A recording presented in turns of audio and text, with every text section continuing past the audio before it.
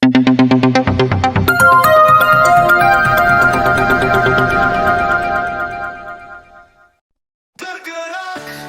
bergerak, menggerakkan. Tergerak hati ini jadi guru penggerak. Dengan semangat juang kami bergerak, membawa harapan, menginspirasi setiap langkah, mewujudkan mimpi bersama kita percaya. Bergerak bersama, mewujudkan merdeka belajar. Guru penggerak penuh semangat membara. Dengan cinta dan tekad kita mengukir sejarah, menuju Indonesia emas. Setiap anak adalah bintang yang siap bersinar. Dengan bimbingan kami mereka kan cemerlang. Tergerak jiwa ini untuk terus mengajar, mewujudkan pendidikan yang penuh harapan. Bergerak bersama, mewujudkan merdeka belajar. Guru penggerak penuh semangat membara. Dengan cinta dan tekad kita mengukir sejarah, menuju Indonesia emas.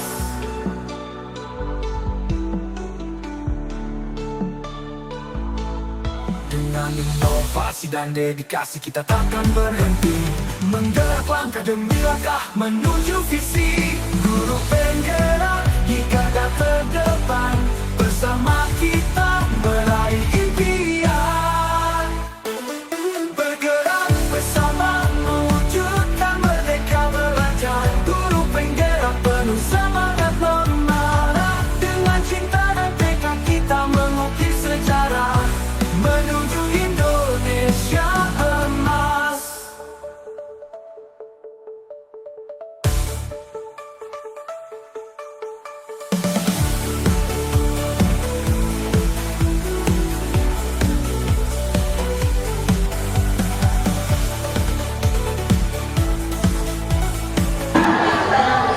Bismillahirrahmanirrahim. Assalamualaikum warahmatullahi wabarakatuh.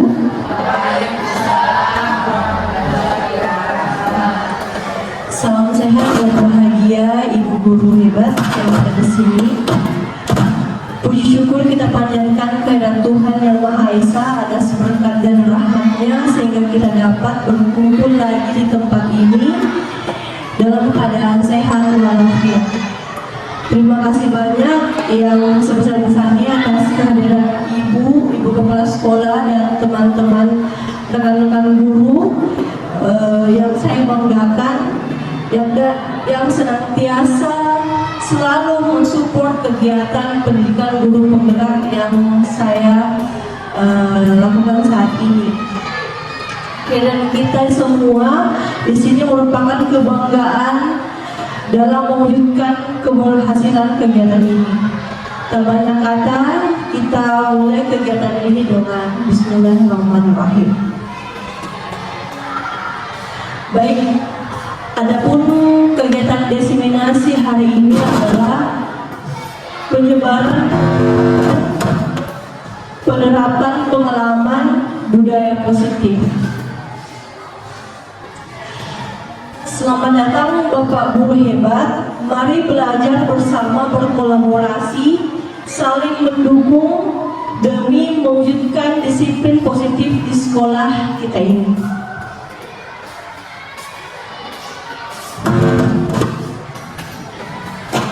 Baik, budaya positif merupakan perwujudan dari nilai-nilai atau keyakinan universal yang diterapkan di sekolah selama ini. Barangkali kita sebagai guru merasa berkewajiban mengontrol perilaku murid agar memiliki perilaku sesuai yang kita harapkan. Konsep merdeka belajar menurut Ki Hajar Dewantara ada 3. Yang pertama, ingarso suntolodo, maka orang tua atau guru sebagai suri toladan bagi murid. Kemudian ing madia mangun karso, yaitu yang di tengah memberikan semangat atau ide mendukung. Kemudian Tuturi Handayani yang di belakang memberikan motivasi. Baik Bapak Ibu, di sini ada pertanyaan pemantik. Saya mau meminta pernyataan Bapak Ibu dan Ibu semua.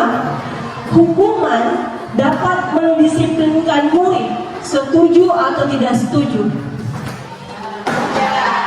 Oke.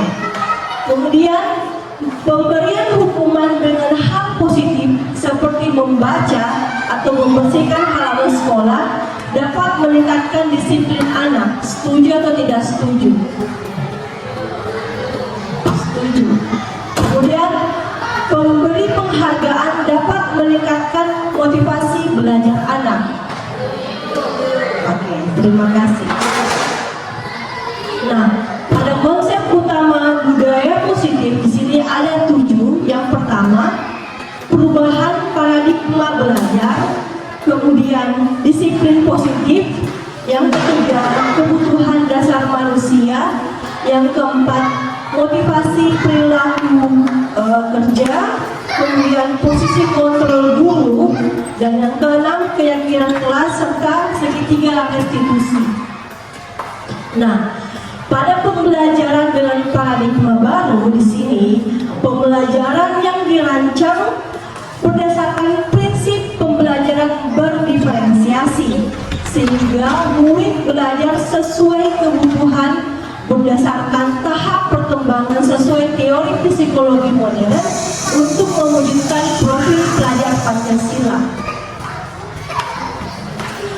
Perubahan paradigma teori kontrol atau ilusi kontrol dari Dr. William Glasser di sini ada 4, yaitu ilusi guru mengontrol murid, kemudian ilusi bahwa kritik dan membuat orang merasa bersalah dapat menguatkan karakter, dan yang ketiga, ilusi bahwa semua penguatan positif efektif dan bermanfaat, dan yang keempat, ilusi bahwa orang dewasa memiliki hak untuk memaksa. Nah, kita masuk pada materi disiplin positif. Mungkin kata disiplin sudah tidak asing lagi kita dengar, apalagi siswa kita di sini, di mana kita selalu menerapkan tentang disiplin.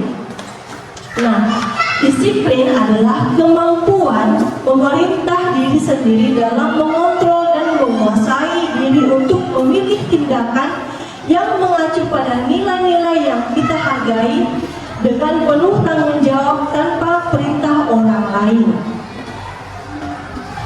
Nah, maksud dari nilai-nilai yang kita hargai adalah nilai-nilai kebajikan, sifat-sifat positif manusia yang merupakan tujuan mulia yang ingin dicapai setiap individu. Nilai-nilai kebajikan yang ingin dicapai oleh setiap anak Indonesia terkenal dengan profil pelajar Pancasila, yaitu beriman, mandiri, bernalar kritis, berkebinekaan global, gotong royong, dan kreatif. Kemudian kebutuhan dasar manusia. Kebutuhan dasar manusia adalah segala sesuatu yang kita lakukan untuk mendapatkan apa yang kita inginkan. Seluruh tindakan yang kita lakukan memiliki tujuan tertentu, dan semua usaha terbaik yang kita lakukan adalah dalam rangka agar kebutuhan dasar kita terpenuhi dengan baik. Nah, Bapak Ibu, di sini ada 5 kebutuhan dasar manusia. Yang pertama, kebutuhan bertahan hidup, yaitu misalnya kesehatan, rumah, makanan. Kemudian cinta dan kasih sayang, yaitu kebutuhan untuk diterima. Misalnya kebutuhan untuk akan hubungan dan koneksi sosial, kebutuhan untuk memberi dan menerima kasih sayang, dan kebutuhan menjadi bagian dari suatu kelompok. Yang ketiga, penguasaan atau penguasaan atau pengakuan kebutuhan atas kemampuan. Misalnya, keinginan untuk dianggap berharga bisa membuat perbedaan diakui. Kemudian kebebasan, yaitu kebutuhan akan pilihan. Misalnya, dia menginginkan pilihan, senang dan mencoba hal-hal baru. Kemudian yang terakhir, kesenangan, yaitu kebutuhan untuk merasa senang, kebutuhan untuk mencari kesenangan, bermain dan tertawa.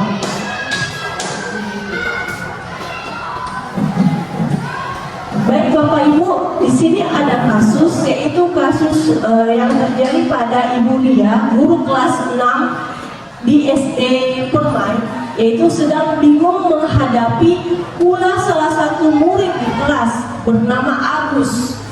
Beberapa anak mulai datang dan mengeluh. Agus yang seringkali meminta bekal makan siang mereka dengan paksa. Jika Anda menghadapi situasi seperti Ibu Lia, apa yang akan Anda lakukan? Menurut Anda, kira-kira apa alasan untuk melakukan hal itu?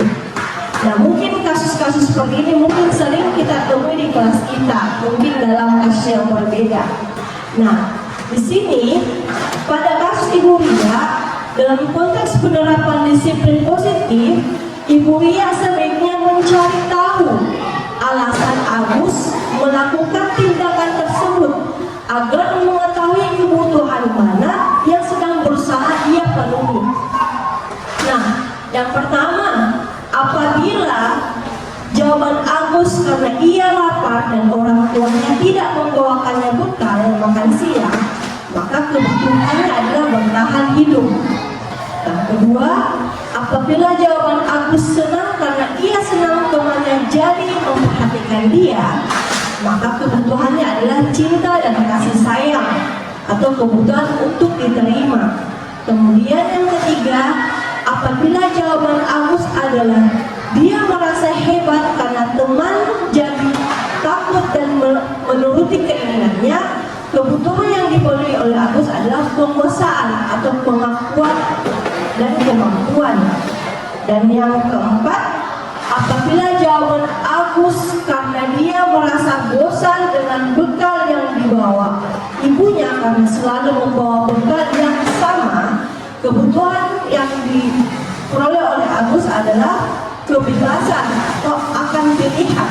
Dan yang terakhir, apabila jawaban Agus adalah karena iseng saja dan dia menikmati ekspresi wajah temannya yang kesal karena diambil makanannya, bahwa kebutuhan yang diinginkan Agus adalah kesenangan.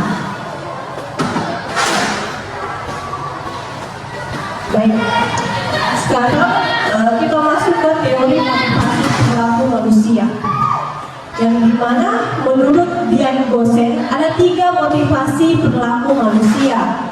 Yang pertama, untuk menghindari ketidaknyamanan atau hukuman. Motivasi ini adalah tindakan terendah dari motivasi perilaku manusia yang perlu kita hindari agar dengan mudah dan ikhlas melakukan sesuatu. Ini motivasi dari luar. Kemudian untuk mendapatkan imbalan atau penghargaan, pada tahap ini biasanya orang akan bertanya, apa yang saya dapatkan jika melakukan ini? Mereka melakukan sesuatu atas dasar mendapatkan imbalan atau pujian. Nah, mungkin biasa kita lakukan kalau di kelas itu seperti sistem reward, atau misalnya ada sesuatu yang kita inginkan kepada siswa kita memberikan hadiah. Jadi ini motivasi yang muncul biasanya motivasi dari luar, adanya sesuatu yang dia harapkan. Kemudian yang ketiga itu untuk menjadi yang diinginkan dan menghargai diri sendiri dengan nilai-nilai yang dipercayai, melakukan sesuatu karena nilai-nilai yang mereka yakini baik. Ini adalah perilaku yang membuat orang senantiasa melakukan perbuatan disiplin positif atau dari dalam. Jadi ini adalah motivasi yang muncul dari dalam dirinya, bahwa dia mengetahui bahwa hal itu baik untuk dirinya, bukan karena adanya penghargaan atau reward. Nah, 5 posisi kontrol guru. Nah, sebelum kita masuk, saya mau mengajak Bapak Ibu dulu untuk ice breaking sebentar untuk fokus, karena mungkin soal presentasinya agak sedikit panjang ya. Bisa semua berdiri Bapak Ibu? Yes.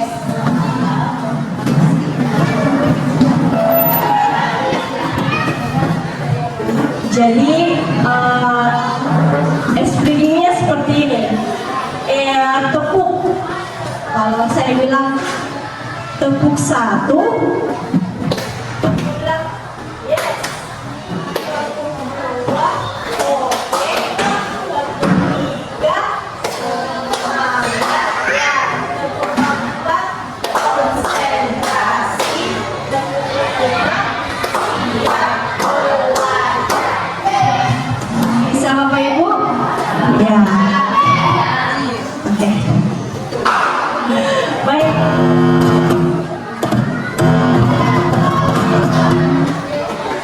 Baik.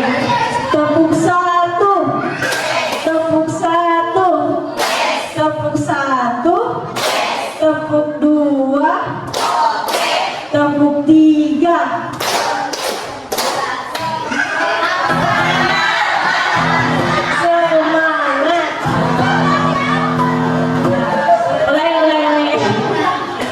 Kita fokus lagi balik. Tepuk 1, tepuk 2, tepuk 3, tepuk 3, tepuk 4, tepuk 5. Masya Allah. Terima kasih Bapak Ibu. Baik. Nah, sekarang kita masuk ke 5 posisi kontrol guru. Nah, ini mungkin sering kita alami di dalam keseharian kita sebagai guru. Di manakah posisi kita yang sebenarnya? Di sini ada 5 posisi guru. Posisi kontrol guru. Yang pertama, penghukum. Yang kedua, pembuat merasa bersalah. Dan yang ketiga, teman. Keempat, pemantau. Dan yang kelima, manajer. Nah, contoh penerapan 5 posisi kontrol guru pada kasus siswa tidak memakai atribut lengkap saat upacara bendera.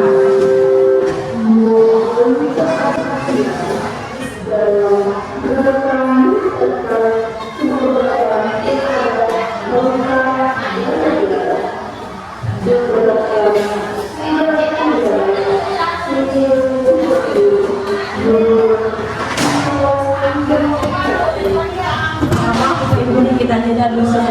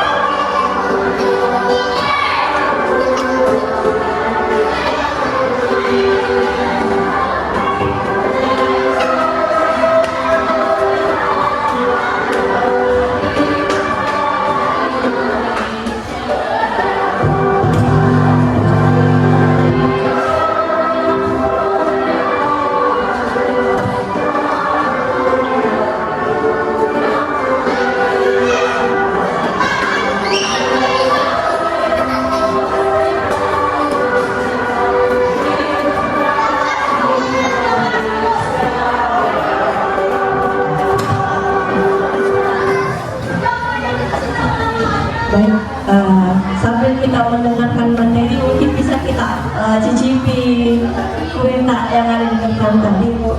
Oke, kita lanjut. Nah, di sini ada contoh penerapan 5 posisi kontrol guru dalam kasus siswa tidak memakai atribut lengkap pada saat upacara bendera. Nah, hormat pada bendera selama 1 jam. Ini adalah posisi penghukum. Biasanya posisi penghukum ini selalu menyebutkan kata-kata untuk tindakan fisik, itu hormat pada bendera selama 1 jam. Kemudian, berapa kali ibu harus memberitahu kamu selalu saja mengecewakan ibu. Pada posisi ini, yaitu biasanya kita sering membuat siswa merasa bersalah. Kemudian, sebagai teman, ayo dong ikuti aturan sekolah, bantu ibu. Sudah tidak apa-apa, dan kali jangan sampai berbuat begitu lagi. Ini biasanya kita lakukan bagaimana kita memposisikan diri kita sebagai teman kepada siswa kita. Kemudian pemantau. Di sini posisinya pemantau, yaitu kamu sudah melanggar peraturan sekolah, kamu tahu konsekuensinya. Setelah upacara, kamu boleh atribut ke koperasi dan jangan diulangi lagi. Kemudian sebagai manajer, yaitu apakah kamu tahu kesalahan kamu? Kira-kira bagaimana kamu memperbaiki kesalahan kamu? Nah, inilah kata-kata yang biasa kita lakukan kalau kita sebagai manajer.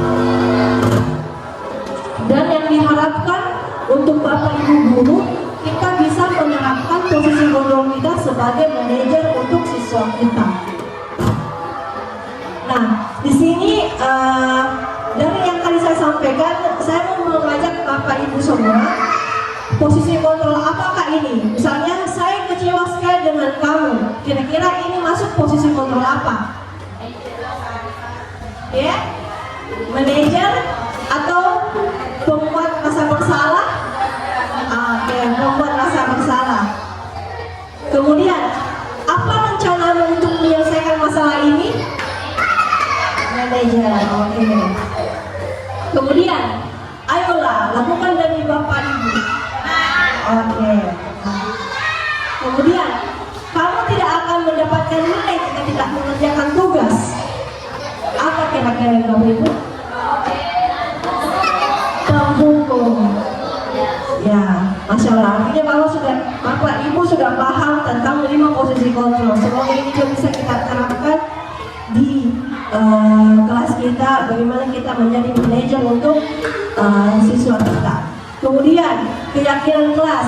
Nah, ini mungkin ada ada sangkut pautnya juga dengan PMM yang kita jadi tetap membuat keyakinan kelas atau kesepakatan kelas. Ya. Nah, di sini mengapa keyakinan kelas? Mengapa bukan peraturan kelas? Keyakinan kelas adalah nilai-nilai yang disepakati bersama oleh guru dan murid untuk memandu perilaku dan interaksi di dalam kelas.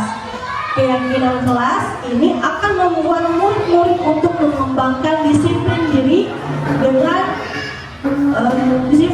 karena murid akan belajar mematuhi keyakinan kelas yang telah dibuat bersama. Menurut dosen, suatu keyakinan akan lebih memotivasi seseorang dari dalam diri. Seseorang akan lebih bersemangat untuk menjalankan keyakinannya daripada hanya sekadar mengikuti serangkaian peraturan. Nah, perbedaan antara peraturan kelas dan keyakinan kelas. Peraturan kelas dibuat oleh satu pihak, kemudian dibuat untuk mengatur. Dan yang ketiga, terkesan memaksa dan ada sanksi. Sedangkan keyakinan kelas adalah dibuat secara bersama-sama, kemudian dibuat atas dasar kesepakatan dan lebih humanis dan pendekatan segitiga institusi.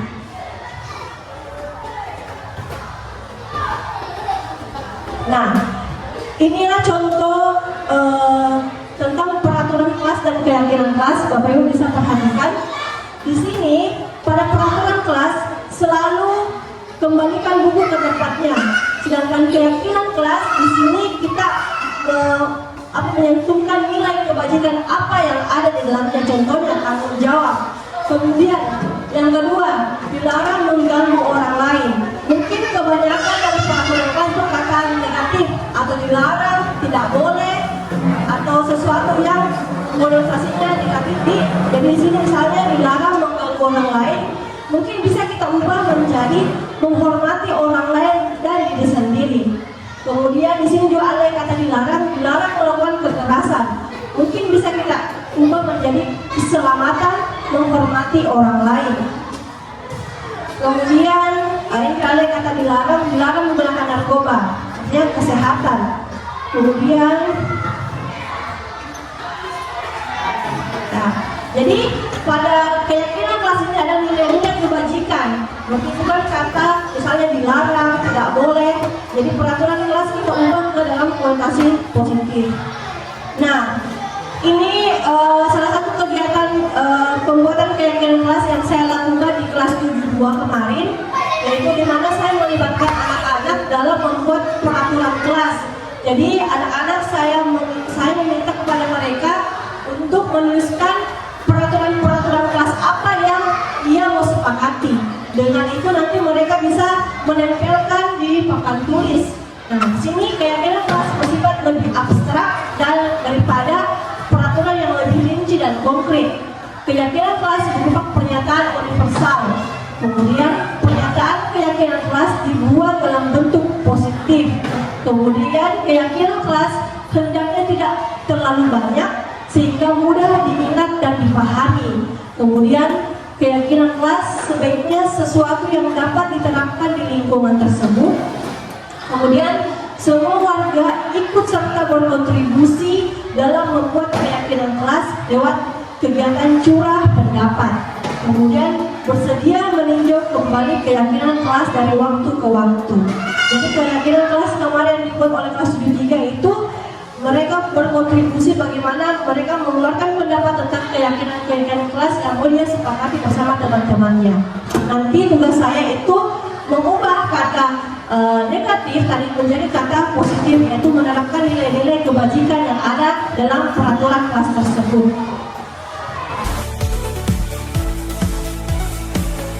Oke, jadi anak-anak, kalian kalau membuat kesepakatan kelas silahkan ditempel di papan tulis. Silakan semua ditempel.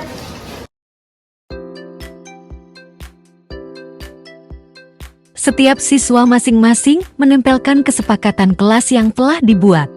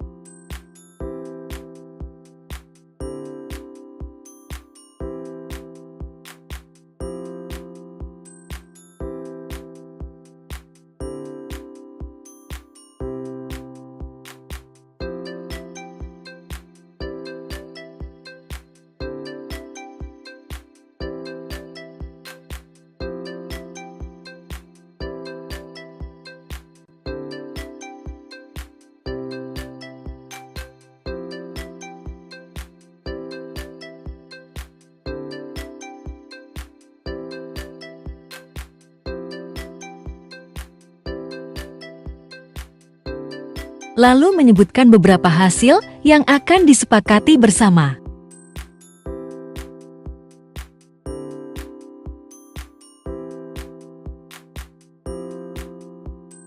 Contohnya selalu menjaga ketenangan kelas. Datang tepat waktu.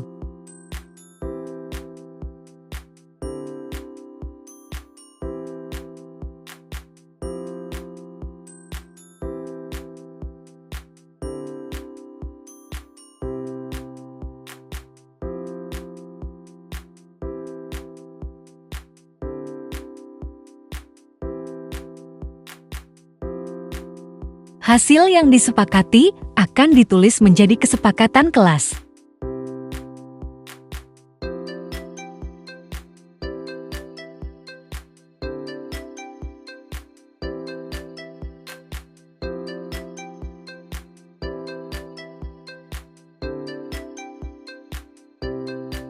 Ambil beberapa saja agar mereka mudah mengingatnya.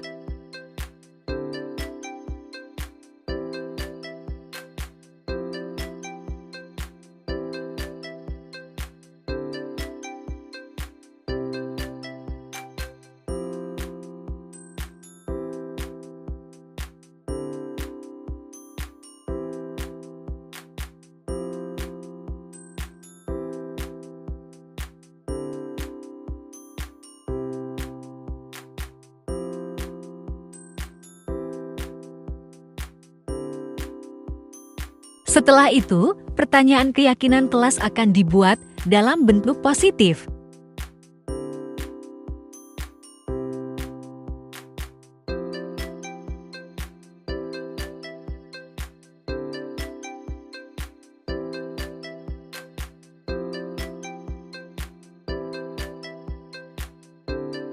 Keyakinan kelas berupa pertanyaan atau nilai universal.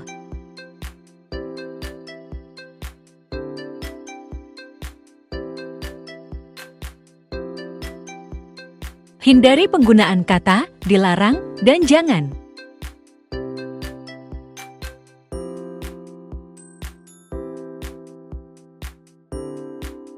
Hendaknya semua warga kelas ikut berkontribusi dalam membuat kegiatan dalam curah pendapat.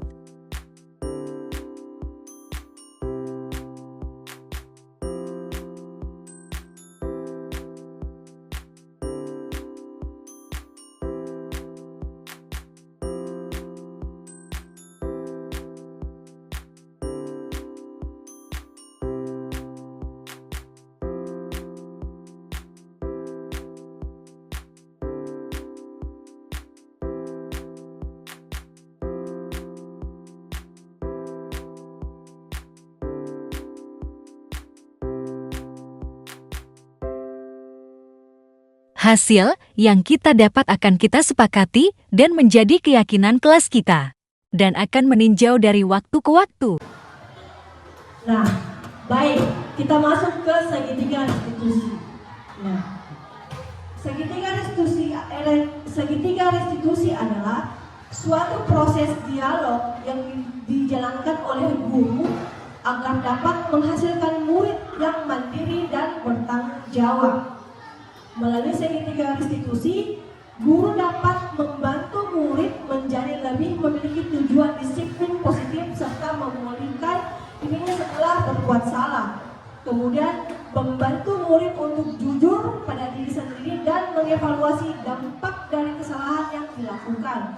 Kemudian memberikan penawaran bukan paksaan. Nah, segitiga restitusi ini mungkin bisa kita terapkan di kelas kita. Jadi misalnya ada masalah sama siswa, misalnya dia terlambat atau dia tidak masuk pelajaran tak, bisa kita terapkan. Tidak melulu harus konseling terus di ruang BK, bisa kita langsung terapkan sendiri.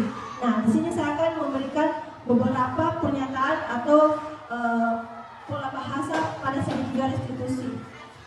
Nah, pada segitiga restitusi di sini ada 3 poin yang harus kita jalankan. Pertama, menstabilkan identitas, kemudian validasi tindakan yang salah, dan yang ketiga menanyakan keyakinan. Nah, pada menstabilkan identitas, di sini kata-kata yang mungkin bisa kita sampaikan ke siswa kita seperti ini: berbuat salah itu tidak apa-apa. Kemudian tidak ada manusia yang sempurna. Saya juga pernah melakukan kesalahan seperti itu. Kemudian kita bisa menyelesaikan ini. Kemudian Bapak Ibu tidak tertarik mencari siapa yang salah, tapi Bapak Ibu mencari solusi dari permasalahan ini. Kemudian kamu berhak merasa begitu. Nah, biasanya menstabilkan identitas kita lakukan sebelum kita menyelesaikan persoalan. Misalnya contoh anak-anak yang berkelahi. Misalnya di sini kan di sekolah ini mungkin sering terjadi perkelahian bahagia misalnya karena dia memang membela dirinya. Kita tidak boleh menjudge atau langsung membuat dia merasa bersalah, tapi kita tanya dulu yang mungkin kamu lakukan karena kamu membela diri kamu. Itu sudah tahap menstabilkan identitas. Jadi kita buat dia percaya diri dulu kembali sama dirinya, karena tidak ada tindakan yang salah, pasti ada alasan dan tujuan seperti itu. Kemudian setelah kita melakukan menstabilkan identitas, kita masuk ke validasi tindakan yang salah. Nah, yang tadi kamu pasti punya alasan mengapa melakukan hal itu. Nah, di sini kita membuat siswa kita bercerita apa alasan kenapa bisa berkelahi tadi. Biasanya anak-anak seperti ini langsung mungkin bertanya, iya Bu, karena saya tadi dibilangi nama aku begini, dibilangi orang tuaku. Jadi mungkin bisa kita korek ke siswata pada tahap ini. Kemudian kamu patut bangga pada dirimu sendiri karena kamu telah melindungi sesuatu yang penting buatmu. Nah, ini mungkin yang poin kedua ini mungkin bisa kita sampaikan ketika misalnya ada siswa yang misalnya berkelahi tadi, misalnya dia memang karena menjaga harga dirinya, dan kita bisa sampaikan bahwa kamu patut bangga pada dirimu sendiri karena kamu telah melindungi sesuatu yang penting buatmu. Mungkin kata-katanya agak sedikit susah untuk kita cerna, tapi kebanyakan guru telah melakukan segitiga restitusi ini berhasil.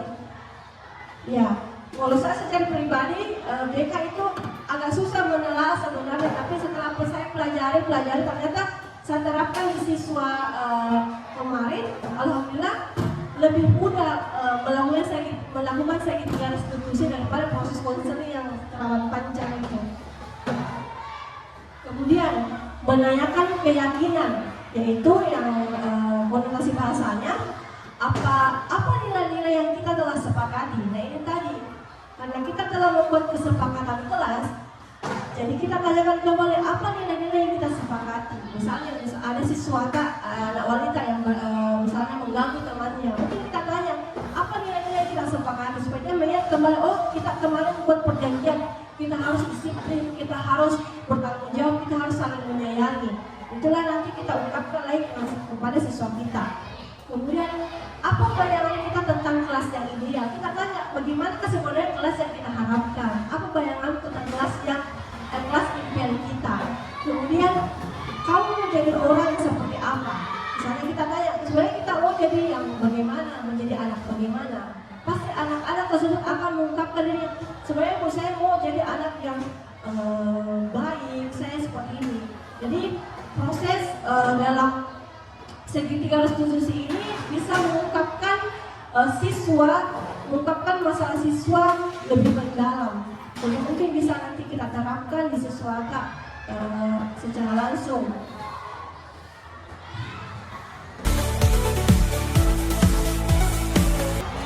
Oke, baik Bapak Ibu, saya sudah tadi melewatkan proses segitiga restitusi. Mungkin bisa kita tonton sebentar. Segitiga restitusi adalah proses dialog yang dilakukan orang tua atau guru sehingga dapat lebih memiliki mandiri dan lebih bertanggung jawab.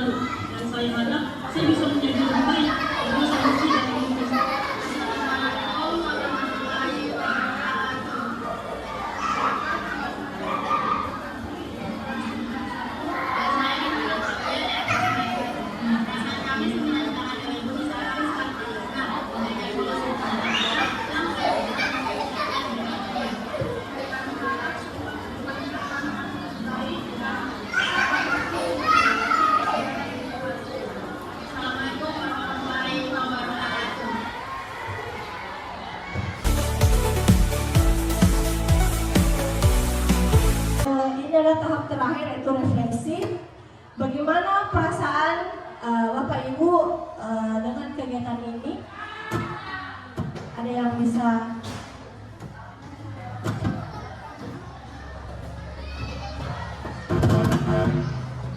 bagaimana perasaan Tamil Baji ya Kak?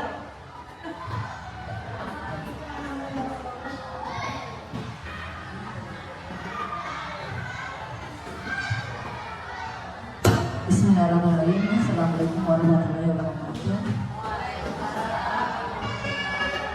Terima kasih atas kesempatan yang diberikan. Saya menyimak dari apa yang disampaikan oleh Ibu Hamidah Rahisa tentang kegiatan mobil ini. Setelah saya mengamati apa yang disampaikan,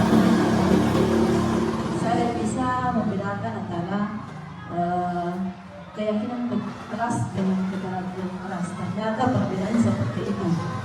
Yang selama ini saya amati adalah keyakinan keras dengan keteraturan keras hampir sama, tapi ternyata ada yang negatif dan ada yang positif. Jadi demikian apa yang saya sampaikan. Assalamualaikum warahmatullahi wabarakatuh. Terima kasih Ibu Haji. Kemudian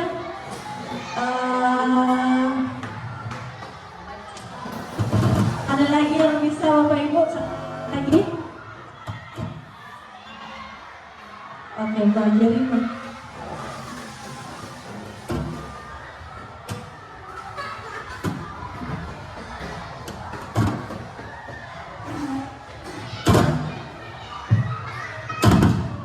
Ya, jadi terima kasih atas kesempatan yang diberikan.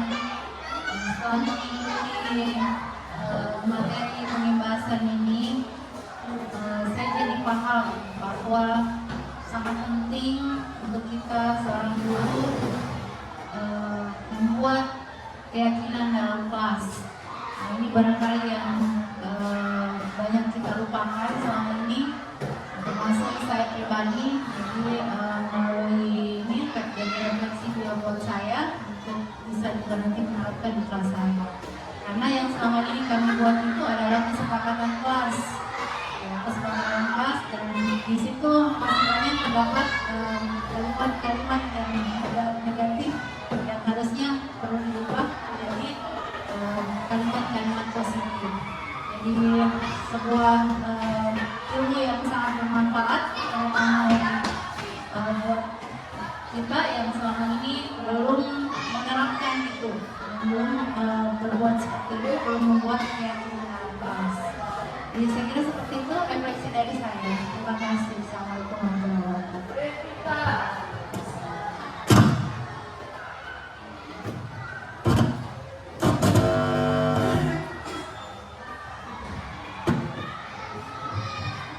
Baik, terima kasih atas refleksi yang diberikan oleh Ibu Haji Jaya dan Ibu Haji Rima. Semoga dari materi tersebut bisa bermanfaat untuk kita semua. Nah, sampailah kita pada penghujung acara, yaitu penutup.